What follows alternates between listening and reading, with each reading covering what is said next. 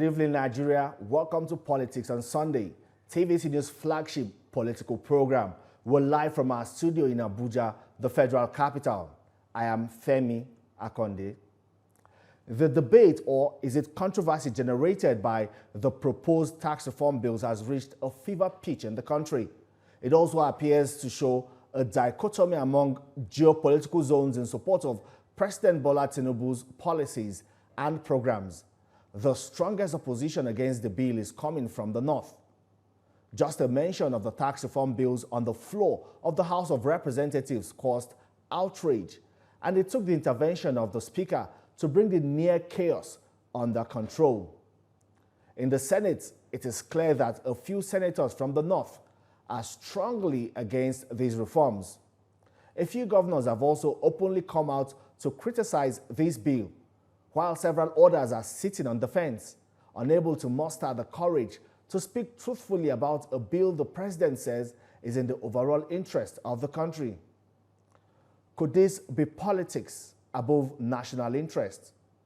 Or how do you explain why certain interest groups, mostly from a section of the country, are determined to shoot down a bill they allege will impoverish their region? Contrary to claims by Nigeria's tax administrators that it will reduce the number of taxes paid in the country and also stimulate economic growth and development.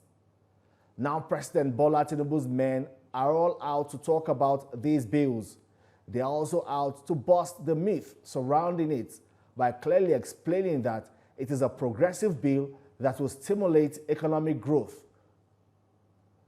In all of the content of the bill, the most contentious is a new VAT derivation model where 60% of VAT revenue standing to the credit of states is shared based on derivation, while 20% is shared based on population sizes and the other 20% is shared equally among the states.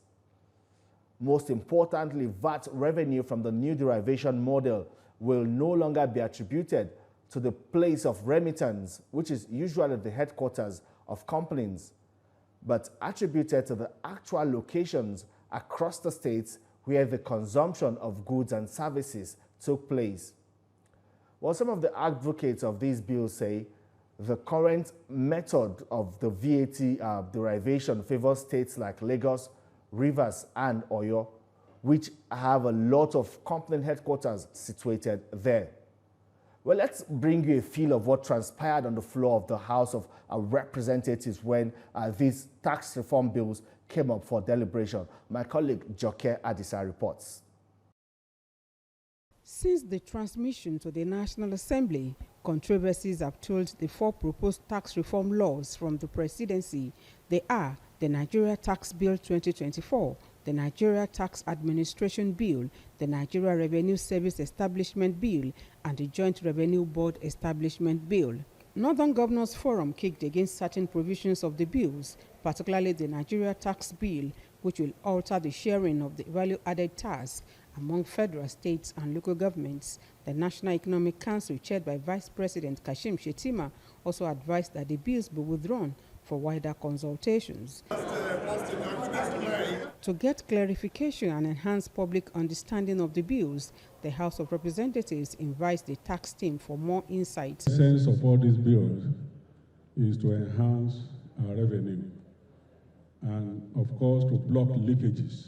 There will be opportunities for Nigerians to air their views and actively participate in shaping the final outcome. Taxes should be fair, transparent, and justifiable, balancing the need for public revenue with the burdens they impose on individuals and businesses. The Presidential Committee on Fiscal Policy and Tax Reform says there is no plan to increase personal income tax.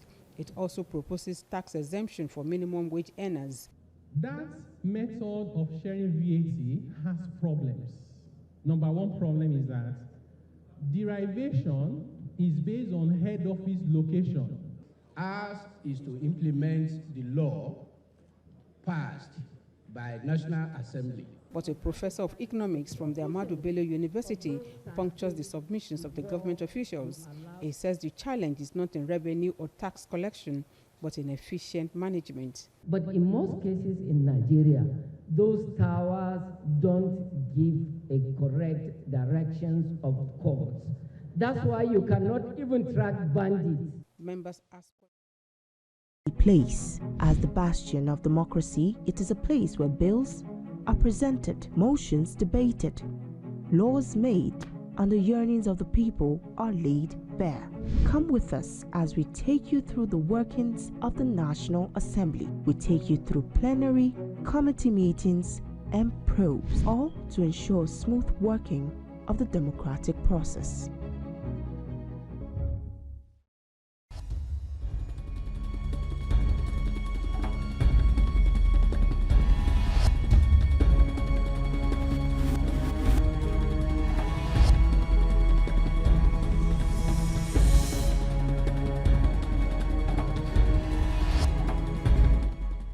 Welcome back. Well, we're discussing President Bola Tinubu's proposed tax reform bills. And my guest today in the studio, joining me live on set, is the Secretary to the Government of the Federation, Senator George Akume, to give perspectives into the proposed tax reform bills and other reforms President Tinubu's administration says are necessary. Welcome to the program, sir.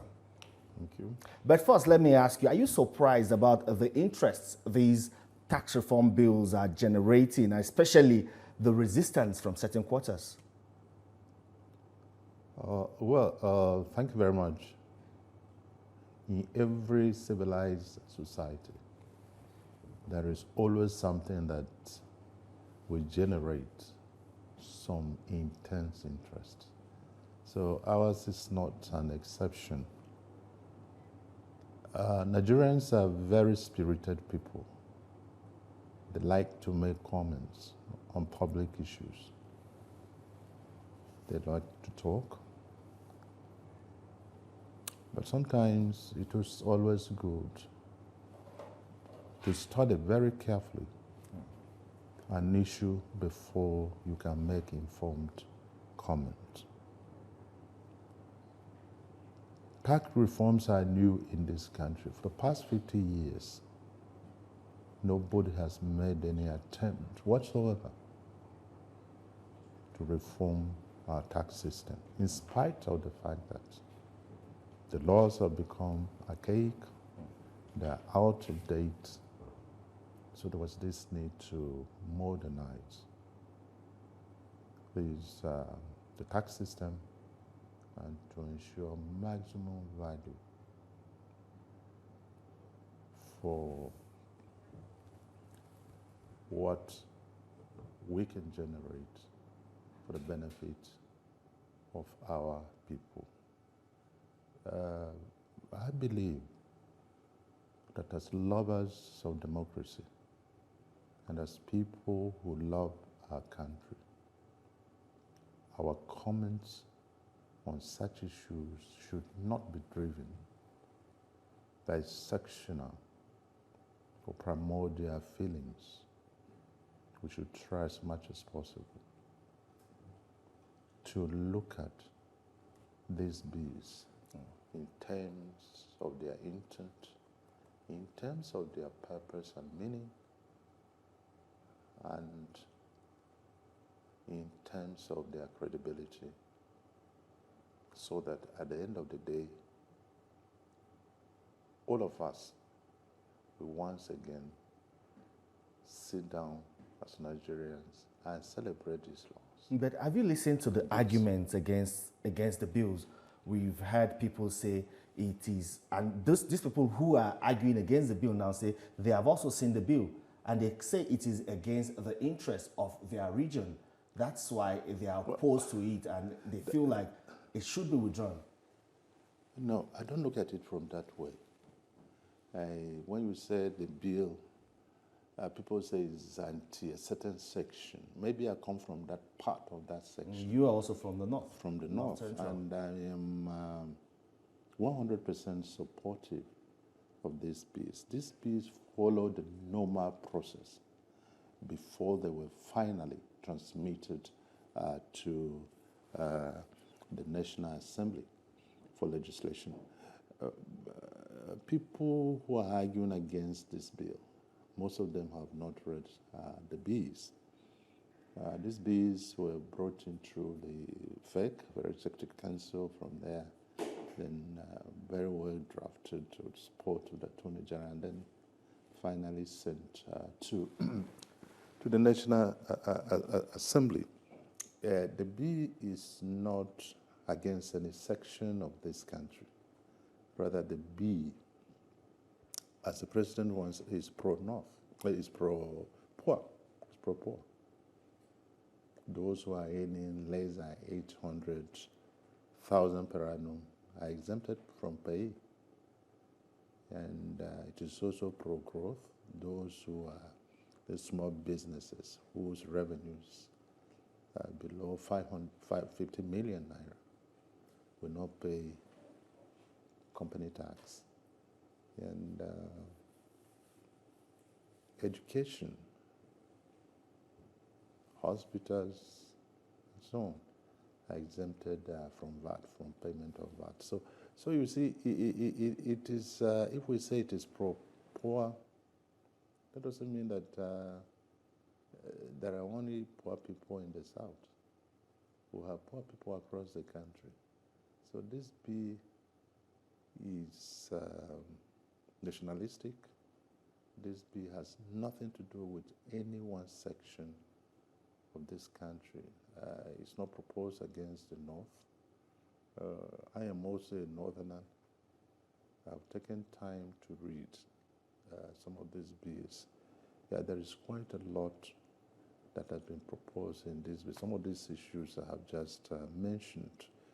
I have spoken to quite a number of notable Northerners, and they're not against this bill. But you see, sometimes we try to play it to the gallery. No, it is against it. We will not accept. In a democracy, no matter how difficult, no matter how tough the problem is, it can always be solved through consensus. We build up consensus to solve problems. Yeah. As much as you said, in a democracy, everyone will have their say now. Yeah. These people who are having their say against this bill, you are telling me now that they do not speak for the North. I am saying that people have their own personal agenda. There are others who are attacking the bill purely from the perspective of opposition politics. It is coming from the party in power, and therefore we have to attack it in order to garner support, so to say, garner in bracket for 2027. And that is all. It is all really that, whether they're speaking, well, some of them may claim they're speaking for a particular section, but the truth is, I have also spoken to notable Northerners, and they're not against this bill. Some of them are religious people, leaders. Others are senior citizens of Nigeria from the North. So my candid advice will be that the final analysis will be going to the National Assembly, and therefore, if they have any comment to make, they can put it down in writing, or whenever Assembly decides to hold public hearing, they can make their views. But to say, no, let us go on protest, it doesn't help the cause or peace at all, and it will never dampen the spirit of those who are supportive of this bill. I don't want us to create this impression that we Northerners are being victimized by the bees. That is not what is in the bees. We have to be careful about this. Every section of this country is going to benefit. If you look at the fact, even on the issue of VAT, where the federal government was taking 15%, in the present arrangement, the federal government has dropped 5% out of 15, added to the state. So that the state governments now have to benefit, their benefit is about 55%, while the local government would take 35%. So you see, in this arrangement, we have even more local governments in the North. We have more states in the North. So you see, more monies will be going to them as well. So basically, what I'm saying is, let's give the bees a chance. Let's see what comes of it. And I believe in the final analysis. These bees are going to do what? To propel the economy to prosperity and enhance fiscal sustainability. There's some people have said that there is a lack of communication. Some people have attributed several issues to why there's this growing resistance. But we'll come to talk about that after this short commercial break. We'll continue with our conversation with the Secretary to the Government of the Federation after this quick break. Stay with us.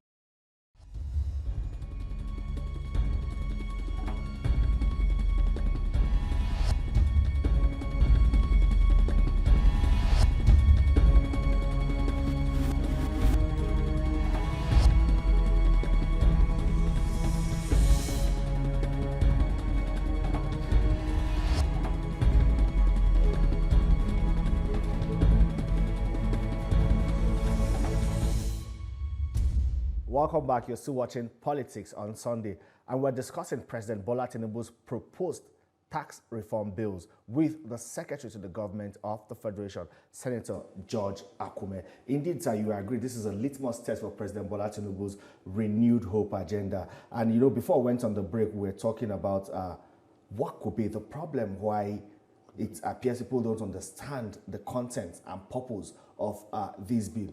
Is it a lack of communication, or probably the consultation was not wide enough before these bills were sent out? Well, I don't think there is a lack of communication here.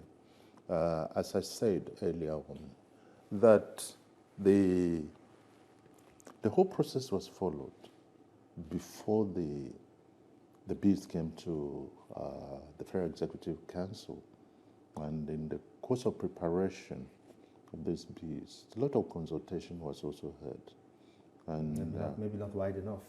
It was, and the president himself is also a senator, and as you know, he's an intense believer. He's a great disciple of democracy, and he wouldn't want to do anything that subverts the system, even if, as you are positing here, that there was, could it be that there was no sufficient consultation? Even if that were the case, we still have the National Assembly. All states are represented in the National Assembly. And so they will also have a say, they will also have an input into this. But basically, when you look at it, you don't need to just say, look, no, this is this. If you read it carefully, you know it is really, really determined to generate more revenue, and a situation where the big guys pay more, while the poor pay very little. Just like what the Democrats do in the United States of America. So when we say this is pro-poor, it's very true. Swaju himself said he's not going to tax poverty. He intends to recreate the economy, grow the economy for the benefit of the Nigerian people. So that once this is properly implemented, once these bills become law and they're properly implemented, and the way to implement properly is there, then it also lessens our over-dependence on oil. Those who are commenting on the bill should say, look, ask them how many of them have read it, which are the sections, which section do you disagree with, and so on. So they may not be able to tell you. I have respect for people who have dissenting voices, because that's the bane of democracy. People will have to disagree. But sometimes we must also learn to disagree within the context of reality, objective reality, the better for us. Well, again, people say there's a sense of distrust in government policies, plans, and programs. Take the fuel subsidy removal, for instance. For example, people had expected that, when President Tinubu said fuel subsidy is gone, and with the promise that it's also going to help stimulate economic growth, a lot of people gave the administration that benefit of doubt, but it came with some form of hardship. And now with these tax reform bills, people are saying that it seems maybe once bitten, twice shy. We know what we experienced with the subsidy removal, and this tax bill, people are a little bit cautious about it. Well, fuel subsidy regime has always been a thorn in the flesh of every government in this country since we returned to participatory democracy in 1999.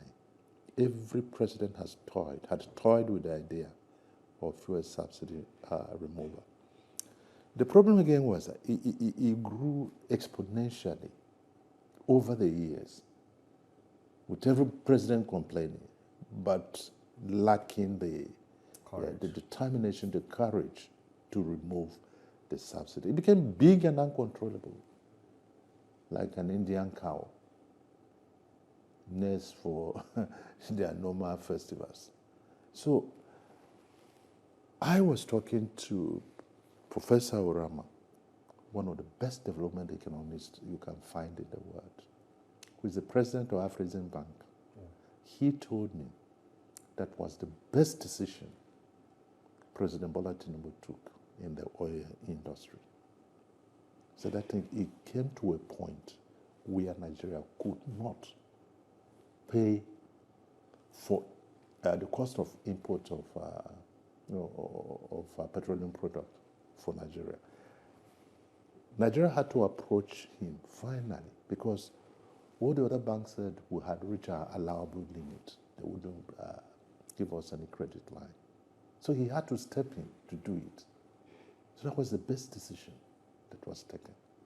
I'm not an economist, maybe a motor park economist, so I believe that what Roma and many economists have stated is true. I also have a small team.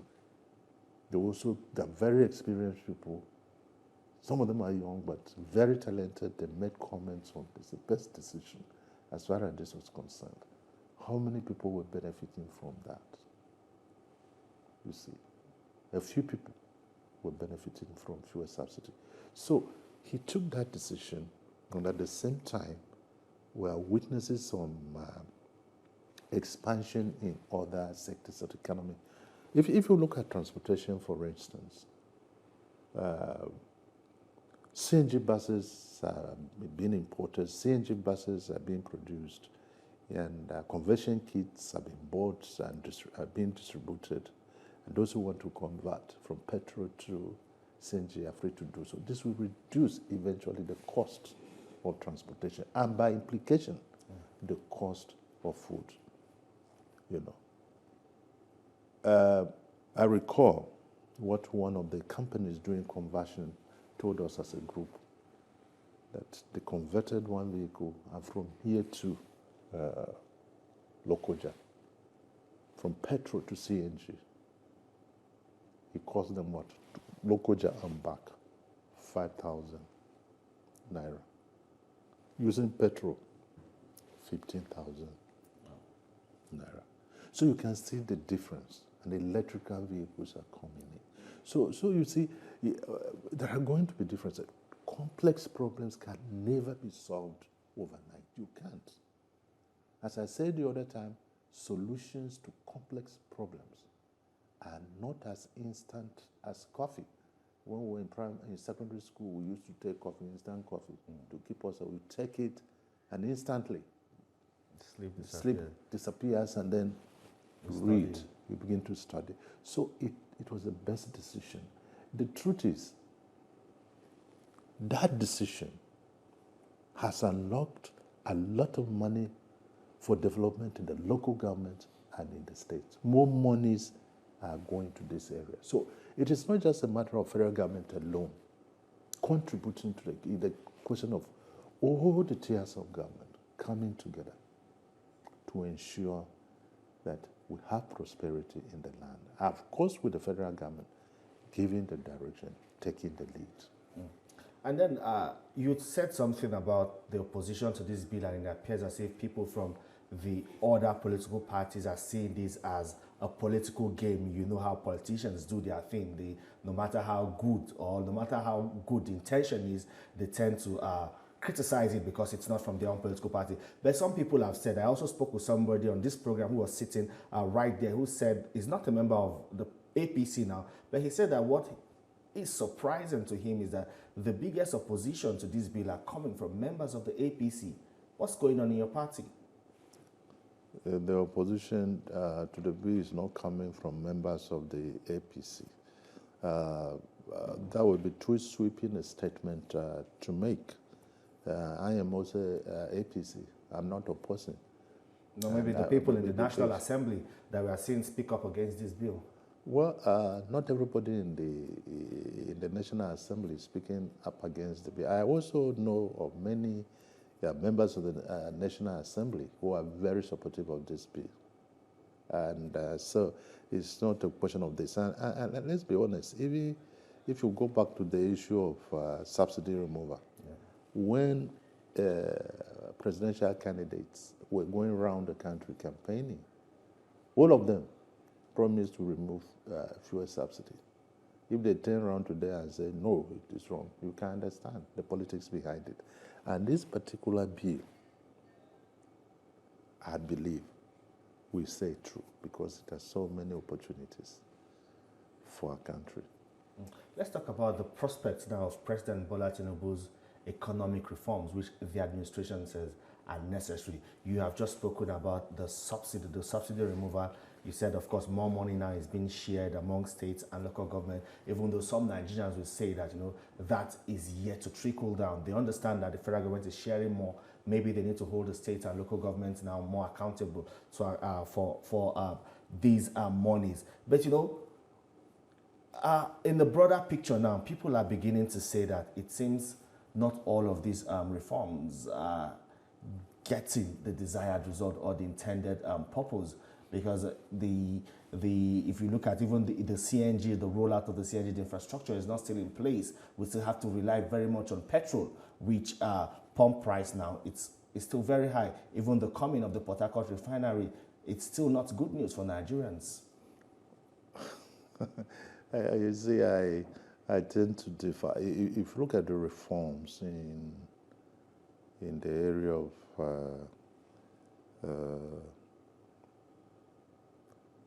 of financial sector, look at what has happened to the banking industry. First of all, the president brought a very energetic person to take a look at the operations of the CBN and other critical assets. And based on the recommendation that committee of that investigator, 4 different forex windows were closed down by the CBN. And this tax reform you are talking about. So it is not that the reforms are not yielding any result. Today, the Naira is exchanging for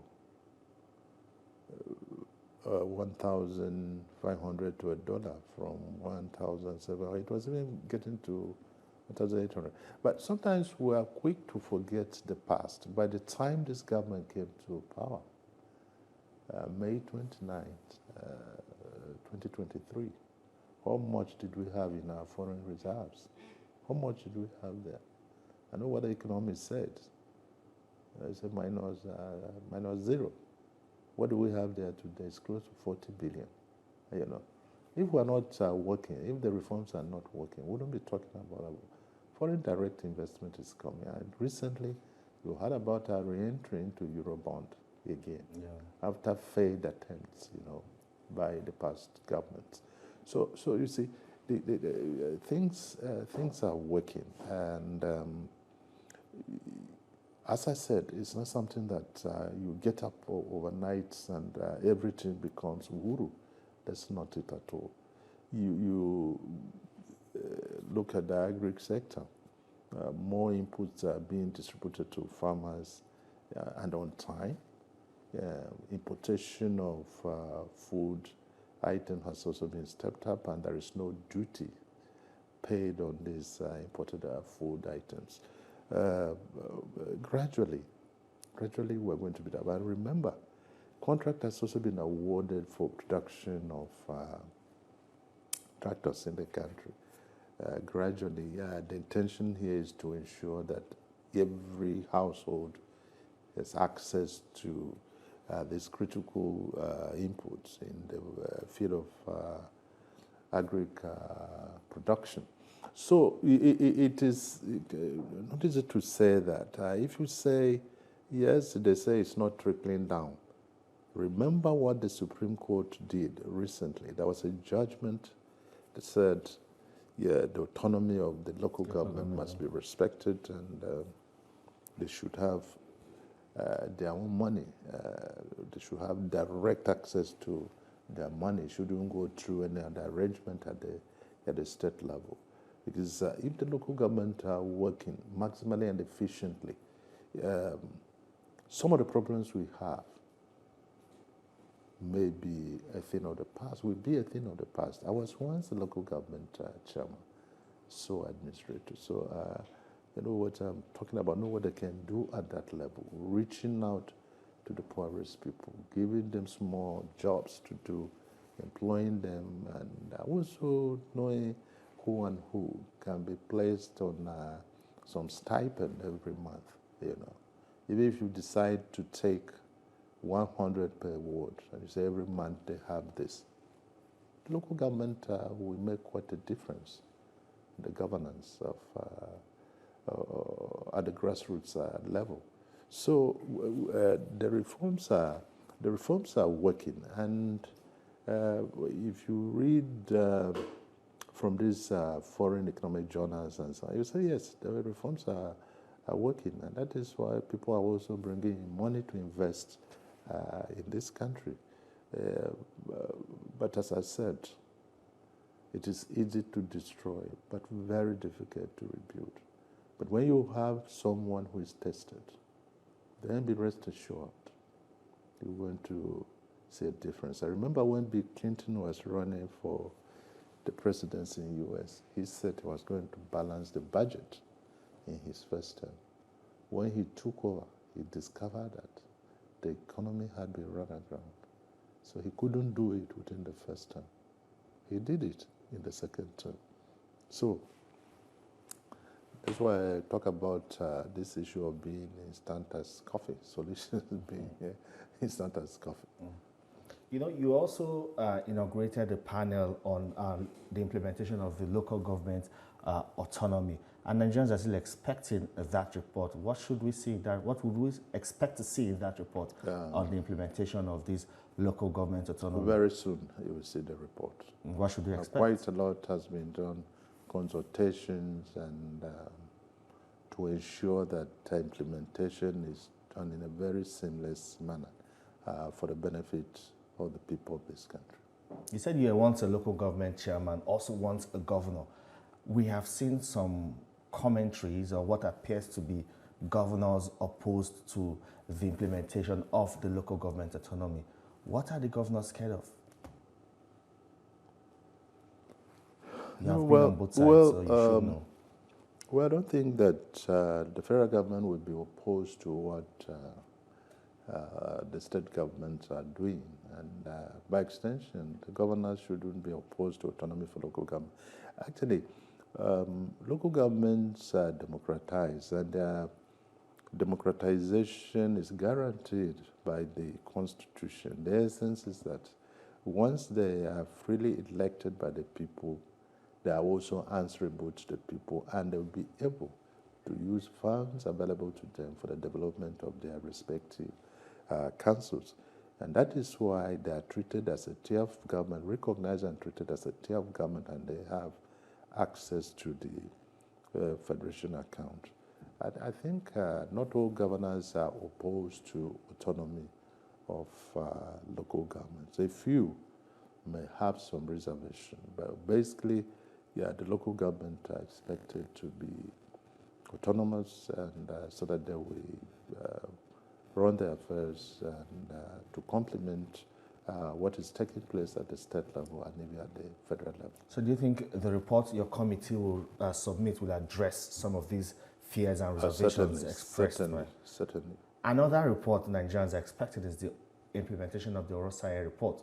You know, we saw that announcement from the Minister of Information saying that some ministries and agencies will be merged. Those that are seen to have similar functions will be merged, and the cost of governance will be reduced. But this has not really translated into much, despite President Bola Tinubu's commitment to the implementation of these reports. Policy decisions are not are not implemented sometimes as one outside of the government system would expect. At the end of the day, you have to fine-tune it very well to ensure that there is no duplication, that people do not lose jobs unnecessarily. Of course, you know the impact of that on employment. And at the end of the day, you want to ensure that what is implemented is in the best interest of government, it is in the best interest of the people. We recall that this report by Resinger was concluded and submitted before the Buhari administration came to power, and I think before Jonathan. It was during this our time that the president decided to take a keen interest in it. So if you say it's taking time, don't forget the time it was also submitted. Mm-hmm. And it is within this time of President Tinubu that action is being taken on it. Yeah, well, let's talk politics now. 2027 is still more than 2 years away, but it appears as if the campaign or the build-up to that time is already gaining momentum in the country. We have seen different groups forming alliance and different coalitions coming up now. Some might metamorphose into political parties, and what their aim is to take power from the APC in 2027, especially to unseat President Bola Tinubu in 2027. As a politician now, not as a secretary to the government of the Federation, as a politician who also has been in the game for so long, do you see anybody challenging President Bola Tinubu, giving the party, the APC, a run for its money in 2027? Because some people are also saying that the APC has frittered away its goodwill. So that's why we are seeing these kind of groups coming up to even attempts to take a shot at the #1 seats. Well, there was a time we had over 60 political parties. Well, this is democracy and people are entitled to their views. Again, in a democracy, you always have groups springing up and forming alliances, creating movements, and intending to transform them into political parties. The political ball, quite frankly, has started to roll. And there is one group which is headed by the former governor of Kano State. The secretary is from Benue State, Barrister Emmanuel Jime. He was a member of the House of Reps before. People have a right to form alliances, but my candid advice to my people in the North is this: as you form your alliances, okay, fine. Make sure your candidates are also from the South. Why? Because that is one thing that will guarantee our territorial integrity and unity. I recall in 1999 in Kaduna, we met at the invitation of our leaders. When I talk about we, governors-elect on the platform of the PDP in the North were summoned to Kaduna by our leaders, led by Chief Solomon Lal. He was assisted by Malam Adam Uchiroma. These were very respected people. Others included Abubakar Rimi, Sule Lamido, Isaac Shah, Professor Suleiman Kumo, Abdul Razak, Iroda Musa, Jerry Gardner, and a host of father. I think there were a host of other. There were about 20 of them. Now, what was the discussion? Power change, power shift. Yeah. They told us, yeah, there was volatility in the politics because the South had a view that power had been domiciled in the North for too long, since independence. It was time for power to shift to the South.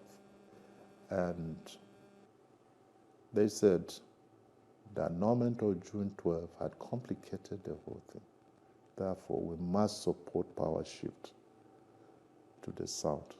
We had some reservations as young people, but they proffered very superior argument.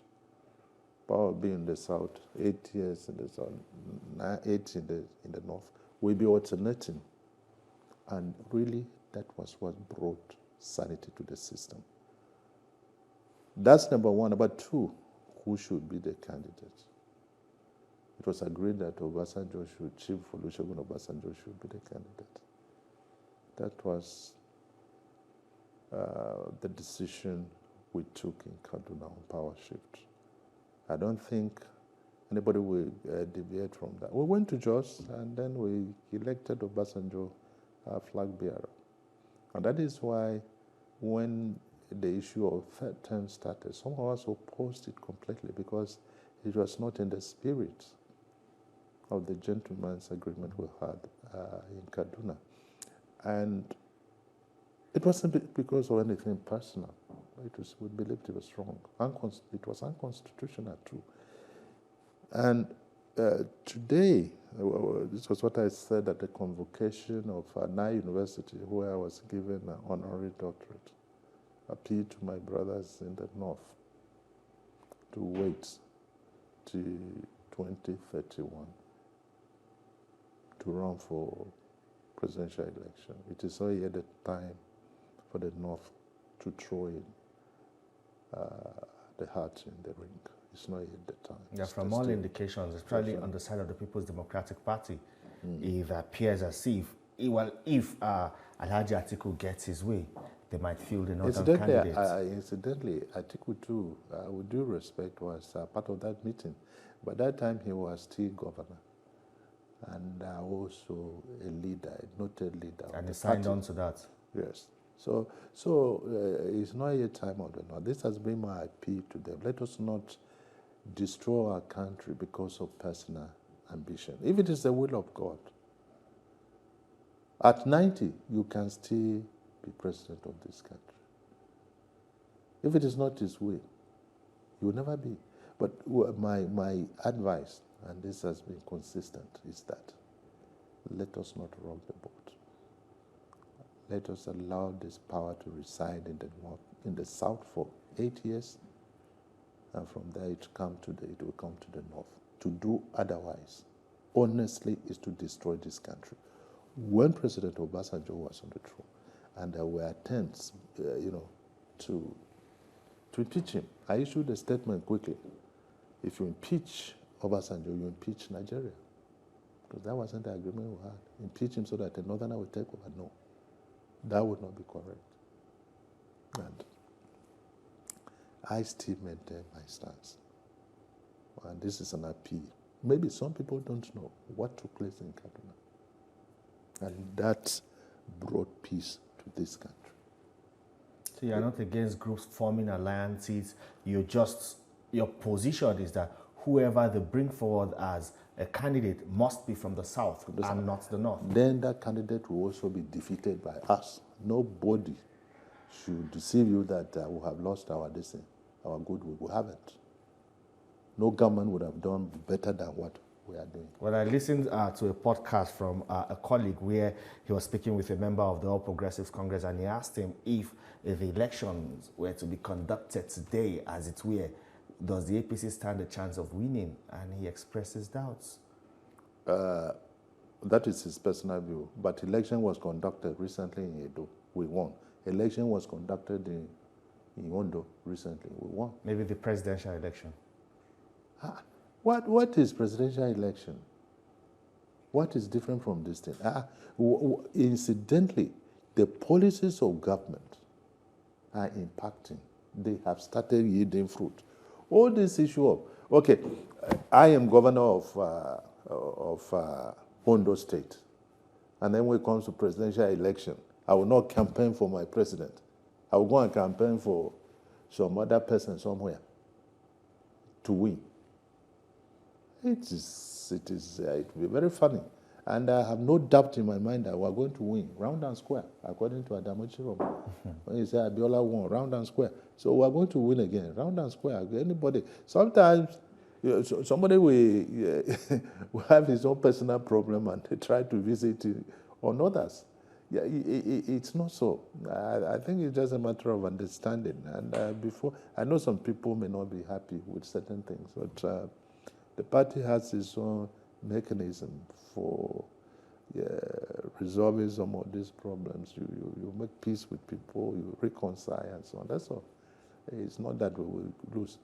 If we were to lose, we would have started losing government elections, state elections. These are major elections too. Speaking about some people not being happy, I've also listened to some members of your party who feel left out. After campaigning and helping the party win election, they feel left out in the scheme of things. Some of them say, some of these appointments being announced are given to people who were not part of that campaign or who even never believed in President Bola Tinubu's agenda and did not even promote it, but they are now benefiting. Well, Bill Clinton once said in his book, My Life, I think, he said, look, after the election, the most critical thing you face is what? Governance. Assembling a cabinet. Yeah. How do you balance this? Technocrats and politicians. You need politicians, technocrats and politicians. And I think what our government has been doing is to try to have a mix, technocrats and also politicians. It is not yet late for people to be accommodated. It's coming gradually. The list is coming out in bits. So you admit that those concerns are genuine? Not everybody is left out. Obviously, those who work for Tinubu, President Tinubu, I don't know whether they should be over 500,000 or that. So how many positions are in government to accommodate everybody? We wish everybody would be accommodated, but there are certain policies that also impact on the lives of everybody, whether you work for the President Bola Tinubu or not. You are a Nigerian citizen, and his policies will have some positive effect on you, members of your family, and your community as well. If you look at the road construction, which is going on in the country, whether you're talking about Lagos, Calabar, you're talking about Sokoto to Baghdad, these are major, these are landmark, signature projects. They are going to impact lots of people and communities. So it's not necessarily that you have a position in government. Even if you don't have it today, tomorrow you have it. Or your son will have it. I remember my father was a politician, but he didn't go to school. He had a very big title. He was president of the UNBC at the district level. He suffered a lot of deprivation from the ruling party. But, they were battle charged, they were arrested on trump-up charges, this, and so on. He never even knew that his son would one day be secretary to the government or governor or permanent secretary. So you see, what you invest today may be for a greater tomorrow. This will be my advice. But they are valued members of our party. We respect them, we respect their views, and we'll continue to do so. And others are also coming up. I remember also somebody who was complaining bitterly of being left out. 2 days later, I signed his letter. Asiwaju has approved for him to be chairman of a board. So you see, sometimes we may complain early, But they have a right to. You see, when you invest in a project, you also expect some dividends. So it will be difficult to leave everybody, to leave people out. We respect them. Those who work for us. But some people have also said what may work against your party now is what appears to be infighting. All is not well, especially in some sections of the party, at the local government, at the state level. We're hearing this is suspending this person. There are issues in the party that are yet to be settled, including in your state, Benue State. And that might also affect votes for President Bola Tinubu. Well, I've been in this game for a long time, and there is no way you can have an organization huge like the APC, and you will not have some disagreements. Even PDP,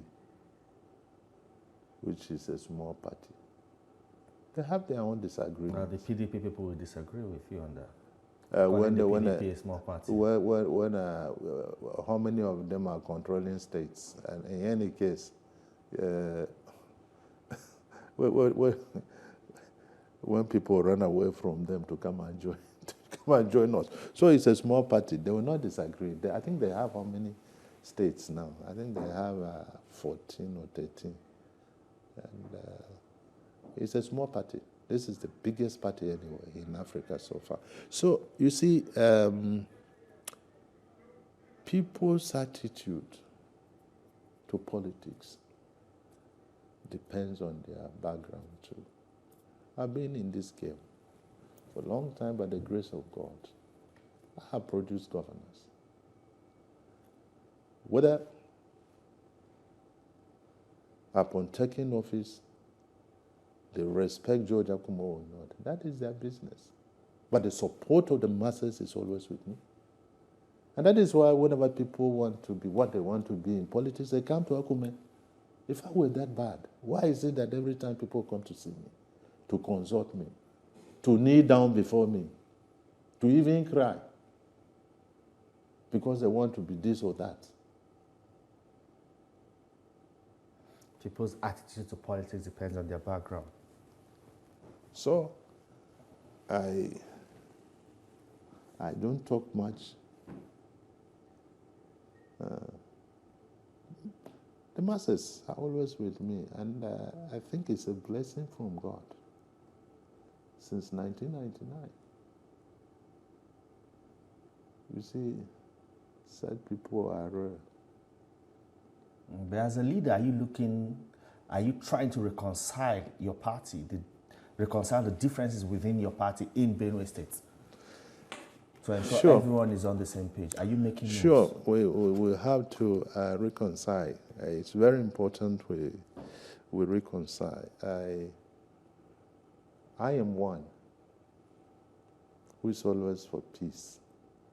Anybody who knows me will tell you that, yes, one of my major weaknesses is that I easily forgive people. I forgive because I also have my faults. Maybe if I don't forgive, God wouldn't bless me the way He has done. 2027, they will begin to cry to me again. I'm not kidding. All these talks. I just laugh because some have tested me in the past and they continue to regret.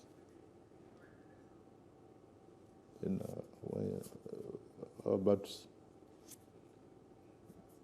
as I spoke at the burial of one notable son of Benue, I said, look, let's go back to where we started. Let's go back to where we started. It's good to be together. The Bible teaches us that, I think, Psalm 133, that when brothers sit down together and they work together, the sky is the limit. And so I believe in that. All this is initial ground. We arrive at amicable solution. All right, then. We've arrived at the end of our program today.